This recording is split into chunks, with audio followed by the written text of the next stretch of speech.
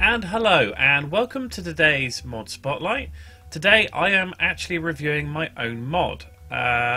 This is my Modjam 4 entry, as was when I did my final compile and export into a jar file to be sent off to the Modjam guys. I'm currently running it on a pack of a few mods that I've had a look at.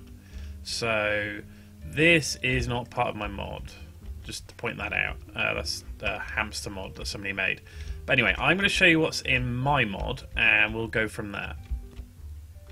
Okay, so these are the main items that are added that you can actually use. At the moment, these are the only ones that actually make any sense. Later on, there will be these things which haven't even been textured yet, which are lightning rods. And this is a pedestal which will be used during the activation ritual. When you actually create the Philosopher's Stone. So the mod is Alchemicraft. It is based on the idea that with alchemy you can transmute base metals and materials and stuff from one kind of material into another. There are other mods that have done this, most notably Equivalence Exchange and there's blood magic, but I thought I'd try and do something on my own for Modjam.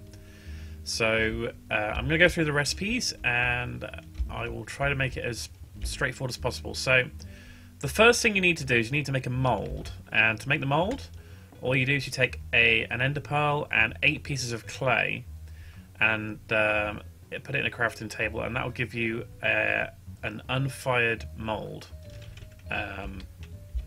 Which you then need to cut in half.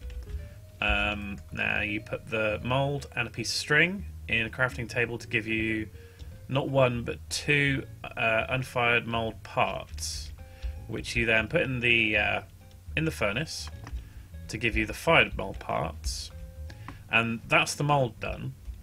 And then we move on to this, which is the Philosopher's Stone core, which is a very expensive recipe. It is a temporary recipe at the moment because there are certain things which I just haven't added to the mod, certain mechanics which I haven't implemented, but this is how it is at the moment, just as a placeholder. And these are all the items that you need to make the core. It's very pricey with another start, but with other mods installed, it shouldn't be too impossible to get hold of one of those. Once you've got that and the 2 parts, you put them together in the crafting table like so to give you a fired mould hole, and then finally you put that in the furnace to give you one of these, which is the Philosopher's Stone. Now I will show you how this works. This one it's uninitiated. If I mouse over it, there's nothing on there. If I mouse over this one, you can see I've got an owner, I've got some power, and there's a mode as well. I'll explain those in a moment, but the first thing you need to do when you've cooked it, so you've got this, it's uninitiated, it can't do anything at the moment until you right click, at which point it now has my name, it's got power 0, which means there's no power in it at all, and it's in absorb mode. And I will show you what absorb mode does. What it does is it takes energy from the blocks that you right click with it until the blocks are gone. So if I find myself, if I just dig down here for a moment with this thing, so oh look, this is quite good. So okay, so look, if I right click the stone, it absorbs some energy, turns it into cobblestone. If I right click it again, we get gravel, and then again, and we get sand, and then one more time, and it's gone. Now, if you right-click this in absorb mode, which is coal, it takes the coal out of the stone and leaves the stone behind. So, and that gives you a lot more power than if you were to just absorb like one. So that's from 94 to 95, 95 to 96, and so on and so forth. The coal itself, if I just try and find some coal. Here we go. So I'm on 100, and there we go, 164. So the coal actually gave me 64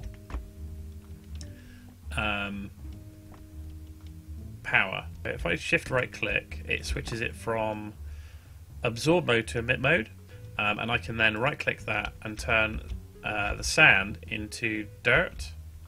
And this is also true of dirt. If I right click dirt with it in emit mode, it's emit mode, yeah.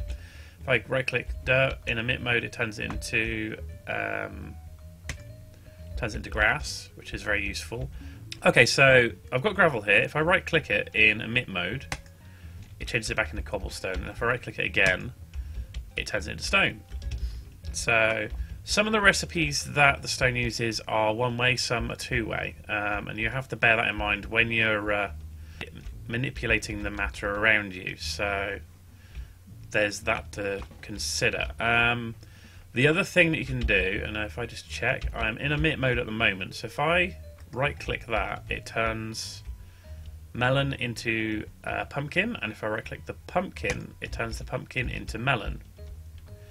And all of these can all be absorbed for varying amounts of energy. If I I'm now in absorb mode, so if I 98, 610, 866, 930, and 2978.